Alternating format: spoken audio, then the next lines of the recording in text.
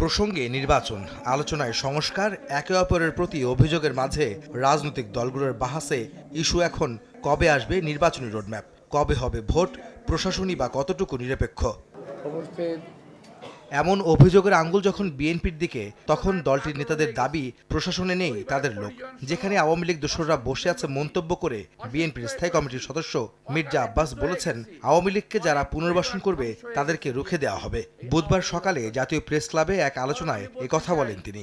এই আওয়ামী দোসর যারা সচিবালয়ের ভিতরে আছে, যারা প্রশাসনে আছে, তাদের সবাইকে চিহ্নিত করে সাজার আওতায় আনতে হবে। আওয়ামী লীগকে যারা দেশে পুনর্বাসিত করার চেষ্টা করবে তাদের বিরুদ্ধে আমাদের সংগ্রাম অব্যাহত থাকবে।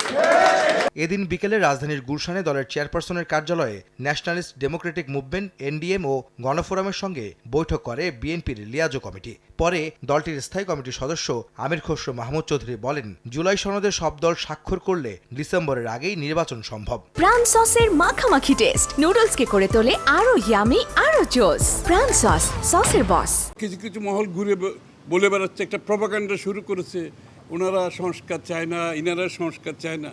এটা তো জল ঘোলা করা ছাড়া আর কোনো উদ্দেশ্য আছে বলে আমি মনে করি। পিওরলি জল ঘোলা করছে, এখানে জল ঘোলা করার কোনো সুযোগ নাই। সবাই প্রস্তাব দিয়ে ফেলেছে। আপনাদের দায়িত্ব কোথায় ঐক্যমত হয়েছে সেটা জাতির সামনে তুলে ধরে, এবং আমরা সবাই মিলিতভাবে আমরা সই করব সনদে, তারপর নির্বাচনের দিকে যাব। ডিসেম্বর পর্যন্ত যাওয়ার দরকার নাই। এই ঐক্যমত্যটা 1 মাসের মধ্যে সম্ভব, এটা জাতির সামনে তুলে ধরে, তারপর তার কোনো কাজ নাই। এদিকে রংপুর বিভাগের 3টি জেলায় রাষ্ট্র কাঠামো মেরামতের 31 দফা নিয়ে বিএনপি আয়োজিত কর্মশালায় ভার্চুয়ালি যুক্ত হন দলটির ভারপ্রাপ্ত চেয়ারম্যান তারেক রহমান। বলেন, প্রস্তাবিত 31 দফা বাস্তবায়নের মধ্য দিয়ে সব নির্যাতন নিপীড়নের জবাব দেবে বিএনপি।